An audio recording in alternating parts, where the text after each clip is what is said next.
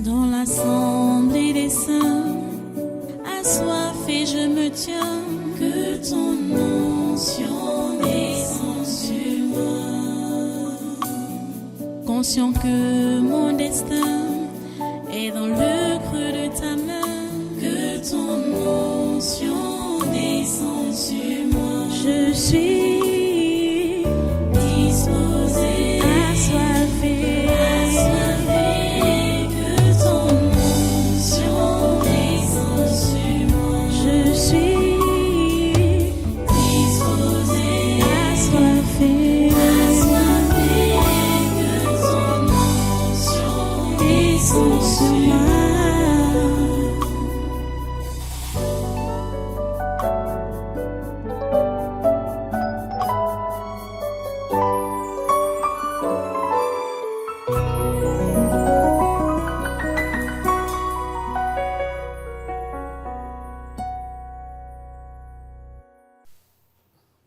Alléluia. Restez debout et prenez votre Bible. Prenez votre Bible et ouvrez avec moi dans le livre des Nombres, au chapitre 24. Le livre des Nombres, chapitre 24. On va lire à partir du verset 15 jusqu'au verset 20. Du verset 15 au verset 20. Nous lisons, vous êtes là? Je vais lire, vous lisez de votre côté aussi. Balaam prononça son oracle et dit, parole de Balaam, fils de Béor, parole de l'homme qui a l'œil ouvert, parole de celui qui entend les paroles de Dieu, de celui qui connaît les desseins du Très-Haut, de celui qui voit la vision du Tout-Puissant, de celui qui se prosterne et dont les yeux s'ouvrent. Je le vois, mais non maintenant. Je le contemple, mais non de près. Un astre sort de Jacob. Un sceptre s'élève d'Israël. Il perce les flancs de Moab et il abat tous les enfants de Seth. Il se rend maître d'Édom. Il se rend maître de Séir, ses ennemis. Israël manifeste sa force. Celui qui sort de Jacob règne en souverain. Il fait périr ceux qui s'échappent des villes. Balaam vit Amalek. Il prononça son oracle et dit, Amalek est la première des nations, mais un jour il sera détruit. Prions le Seigneur. Dieu Tout-Puissant, nous bénissons ton nom ce matin pour ta parole encore. En ce jour, s'il te plaît, éclaire notre intelligence, ouvre-nous les yeux du cœur, notre cœur même, pour qu'il puisse comprendre, voir et comprendre ce que tu enseignes. Oh Dieu, s'il te plaît, interviens dans le précieux nom de Jésus. Merci de prendre le contrôle et merci de couvrir par ton esprit tous les milieux et tous les gens qui sont en train de suivre ce programme, que ce soit à la télé, que ce soit sur le net, que ce soit à la radio, c'est-à-dire soit avec chacun au nom puissant de Jésus et permets-lui de comprendre ce que tu enseignes par ton esprit au travers de ma bouche. Merci Père Saint, parce que tu interviens. Au nom puissant de Jésus, nous avons prié. Amen. Amen. Voilà, prenez place dans cette présence. Une fois de plus, soyez les bienvenus à ce précieux culte, le surnaturel, le congrès du surnaturel du 6 juillet 2025. Nous bénissons Dieu pour tout ce qu'il fait. Aujourd'hui, je vais essayer de conclure. Je vois que l'étude-ci devrait prendre beaucoup de temps. Bon, si ce n'est pas possible aujourd'hui, parce que c'est pour que vous compreniez, hein, on n'est pas sur place, on est en train d'évoluer.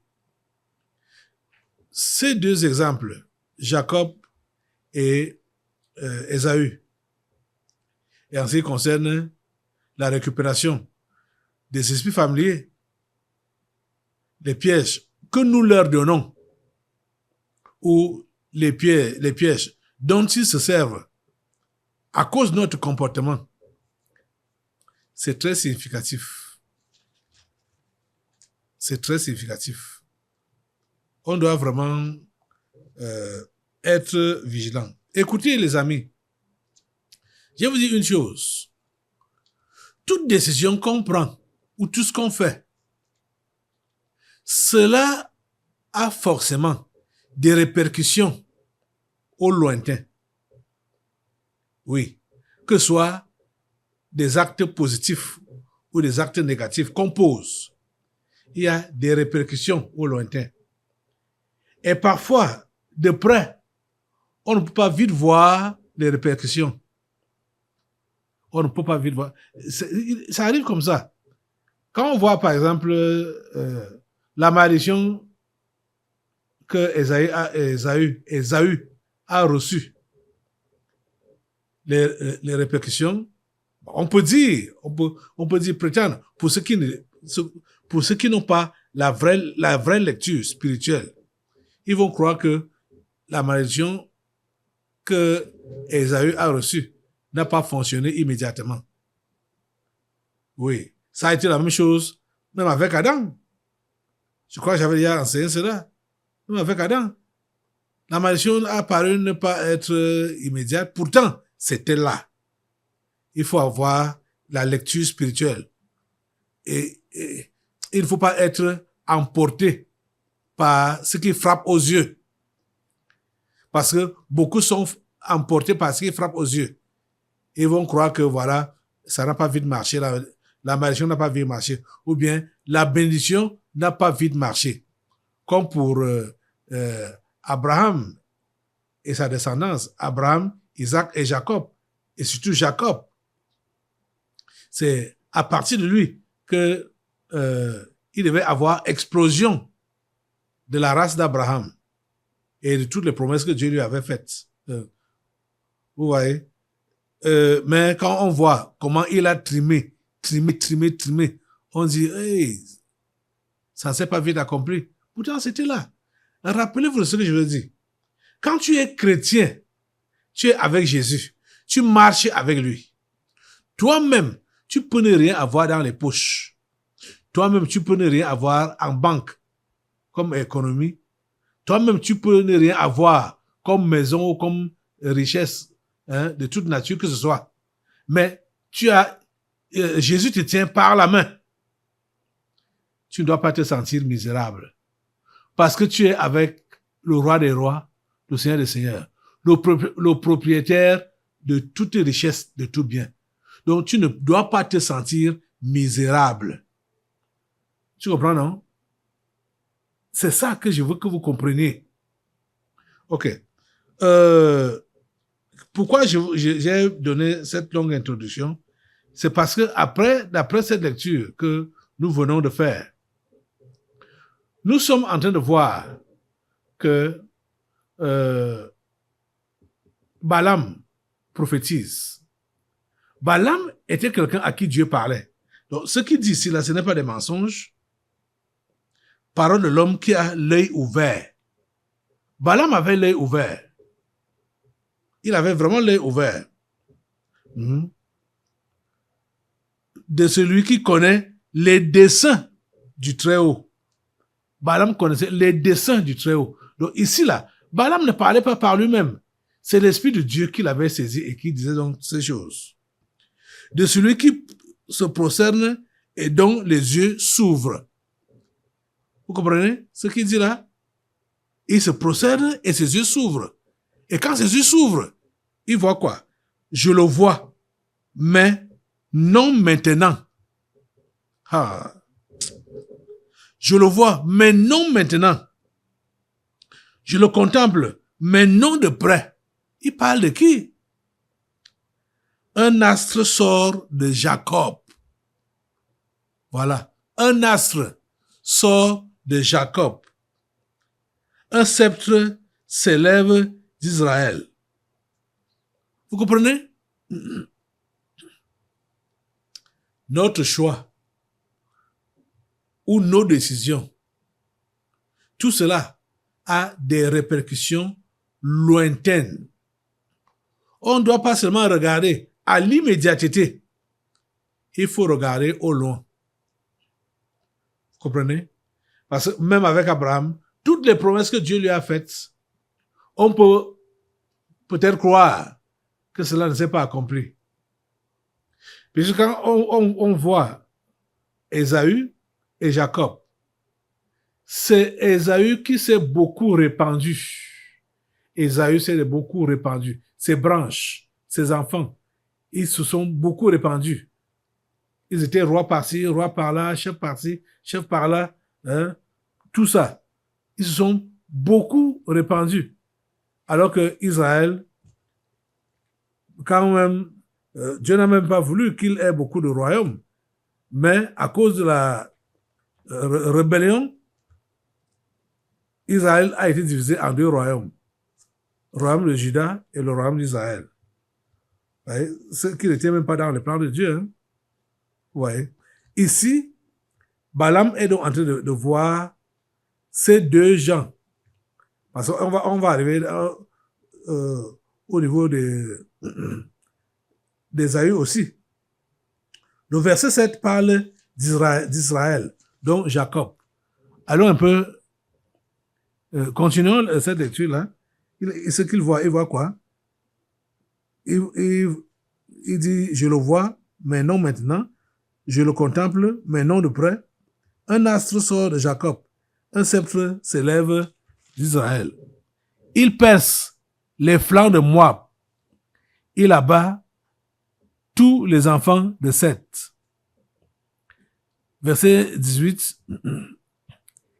Il se rend maître d'Édom. Il se rend maître de Séhir, ses ennemis. Israël manifeste sa force. Édom, c'est qui? C'est Ésaü. Séhir, c'est qui? C'est Ésaü. Les ennemis d'Israël, c'est qui? C'est Ésaü. Vous êtes en train de comprendre? Celui qui sort de Jacob règne en souverain. Celui qui sort de Jacob règne en souverain. Il fait périr ceux qui s'échappent des villes. Vous êtes en train de voir? Et ce n'est pas fini. Il revient encore sur la progéniture de Ésaü, au verset 20. Balaam vit Amalek. Il prononça son oracle et dit, Amalek est la première des nations, mais un jour, il sera détruit. Vous êtes en train de comprendre? Ça, c'est ce qui avait été dit à Rebecca. Je veux dire, oui, à Rebecca, depuis qu'elle était enceinte. Cela lui a été dit. Je vais relire ça pour que vous ayez réellement une compréhension exacte. Genèse 25, verset 23. Et l'Éternel lui dit, c'est-à-dire à Rebecca, deux nations sont dans ton ventre, et deux peuples se sépareront au sortir de tes entrailles. Un de ces peuples sera plus fort que l'autre, et le plus grand sera assujetti au plus petit. C'est cette prophétie que Balaam répète ici. C'est cette prophétie que Balaam répète ici, dans ces versets qu'on a lus. Vous comprenez? Avec même un prolongement. Balaam répète cette prophétie avec un prolongement. Parce que ici, il fait allusion à l'apparition du Messie, qui n'est personne d'autre que Jésus-Christ de Nazareth. Vous êtes en train de voir les répercussions. Parce que vous allez donc constater que non seulement quand Israël allait en Canaan, dans la terre promise, il a combattu contre les enfants de Ésaü, mais jusque dans la suite, la progéniture de Jacob est prévue anéantir ses ennemis, en dehors de ceux qui étaient les enfants d'Ésaü, les autres ennemis, comme les... Attends. Oui, comme les Moabites. Comme les Moabites, par exemple. Bon, et les Moabites, c'était qui? Les Moabites, c'est la progéniture de Lot. Hein? C'est la progéniture de Lot. Mais l'histoire là, ça dit, c'est très bizarre. Quand vous lisez la Bible, il faut à tout prix être l'ami de Dieu. Même Moab là, ou Ammon, voilà les gens contre qui Israël combattait physiquement. Et les gens dont Israël a reçu des consignes, les Moabites et les Ammonites, c'était des enfants de Lot, que ces gens-là ne devaient pas entrer dans la maison de Dieu pour l'éternité. C'est comme ça que ça avait été dit. Pourquoi? Il y avait deux raisons. Déjà, quand Israël sortait de l'Égypte, ils étaient aussi parmi des gens qui lui ont barré la voie. Ils n'ont pas voulu que Israël passe par leur territoire. Les enfants de Lot. Et aussi, leur origine même, c'était les enfants de l'inceste. Donc les enfants du péché.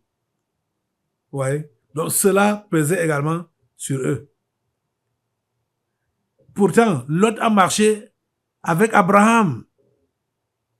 Lot a marché avec Abraham. Lot craignait Dieu. Il a même été païen quand Dieu a détruit les villes de Sodome et de Gomorrhe. Parce que lui, il était juste. Mais sa progéniture, c'était une progéniture maudite. Ouais. Donc, les choses qu'on fait ou les choses qui se passent avec nous, ça a souvent des répercussions lointaines. Ça veut dire, je veux dire quoi?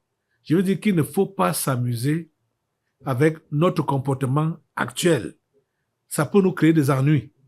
Comme ça peut nous ouvrir grandement les portes dans l'avenir. Ça peut nous créer des ennuis dans l'avenir, comme ça peut nous ouvrir grandement les portes dans l'avenir. Ça dépend de ce qu'on fait maintenant. C'est pourquoi il ne faut rien négliger. C'est pourquoi je suis en train d'insister que vous ne devez pas être profane, négligent. Hein? Vous ne devez pas négliger les choses de Dieu. Vous ne devez pas être comme Ésaü. Il ne faut pas être le genre là. C'est-à-dire le genre qui vit le ici et le maintenant. Le ici et le maintenant, quand tu fais le ici et le maintenant, tu vas faire des dégâts. Parce que ici et maintenant, on va te demander de satisfaire à tes goûts, à tes appétits, hein, à tes aspirations, là et maintenant.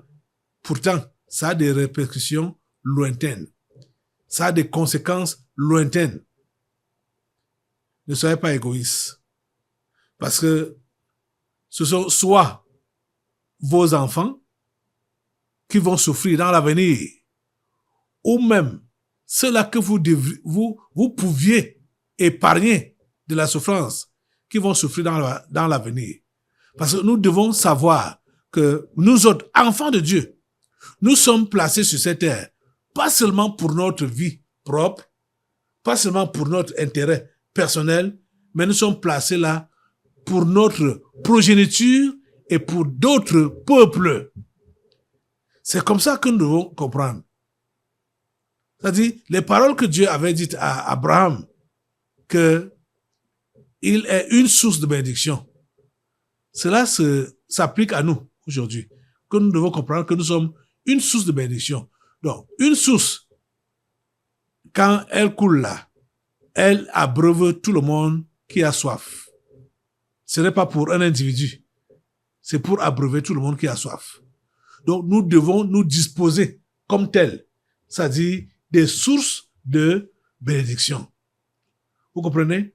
De façon que nous devons faire attention à tous les actes que nous posons.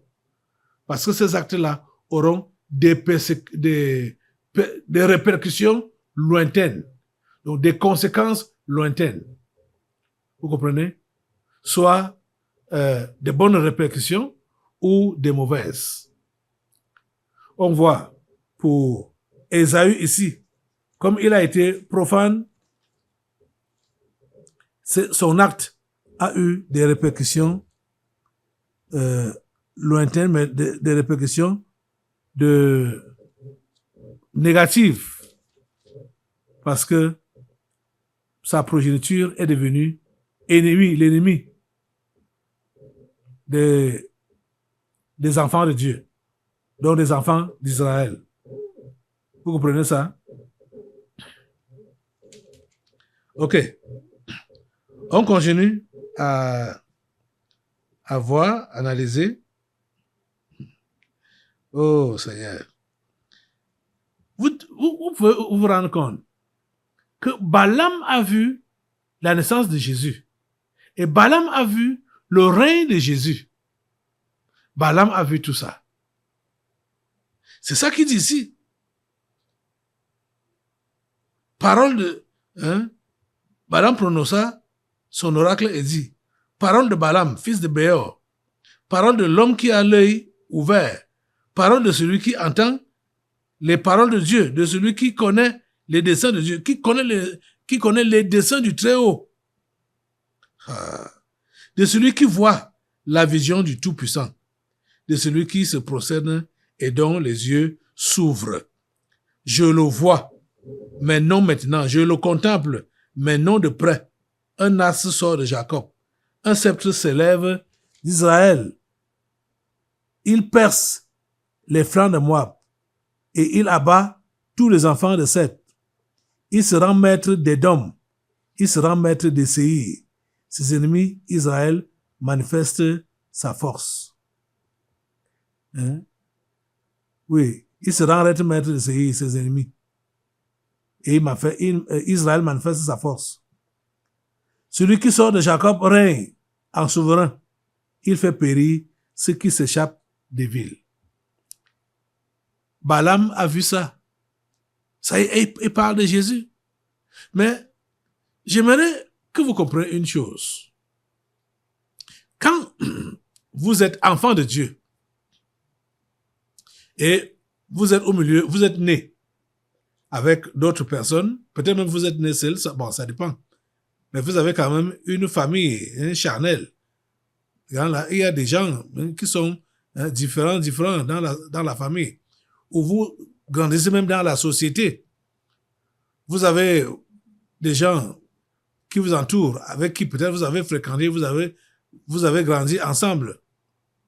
Ou même vous dites que vous êtes chrétien, vous êtes à l'église, et vous êtes là, vous côtoyez des gens, vos frères et sœurs, qui sont différents de vous. Les amis, ce n'est pas leur apparence qui doit vous intéresser. Ce n'est pas leur apparence qui doit vous intéresser. Et vous devez jamais vous comparer à eux. C'est-à-dire, placez votre vie à côté de la leur pour dire que voici, regarde, ma vie, ce qu'elle est, misérable. Et pourtant, voici mon frère en Christ qui est bien. Il faut jamais faire ces comparaisons-là. Et puis encore, tu prends ta vie, tu la poses à côté d'un païen. Même tes frères, ou tes frères charnels, là, ils sont païens. Tu prends ta vie, tu la poses à côté d'un païen pour dire que regarde ma vie. Regarde la vie de celui-là ou de celle-là. Moi, je suis misérable. Je ne vaux rien. Je ne sers à rien. Ne fais jamais ça. Ça n'a pas d'importance. Ou quand tu es là, tu évolues. Et bon, tu t'es converti. Tu veux te marier. Le mariage ne vient pas. Et tu commences à admirer ceux qui ont des enfants ou ceux qui ont fait des enfants avant de se convertir. Que regarde, oh, celle-là au moins, elle a eu son enfant avant de se convertir. Regarde, moi, je n'ai même pas d'enfant. Je suis seul. Je suis un singleton, seul. Et voilà maintenant que tous se retirent de moi. Je vais faire comment quand je vais vieillir? Qui va s'occuper de moi? Je sais que certains d'entre vous, ce genre de pensée-là est passé dans votre tête. Ce genre de pensée-là n'a pas d'importance. Vous voyez, vous-même, vous serez en train d'ouvrir la porte à vos démons familiers. Vous serez en train de leur donner des pièges pour qu'ils vous attrapent avec. Parce que ces dons-là, les pièges des mariages qui sont hors de la volonté de Dieu, que vous serez en train de programmer, qui vont vous présenter pour vous dire, voici, mariez-vous et vous aurez des enfants. Faites, ou même vous proposez, faites même des enfants. Parce que d'autres sont détruits comme ça, où les démons familiers leur proposent de faire les enfants pendant qu'ils sont à l'église. Que Dieu va pardonner. Bon, faites des enfants pendant qu'ils sont là.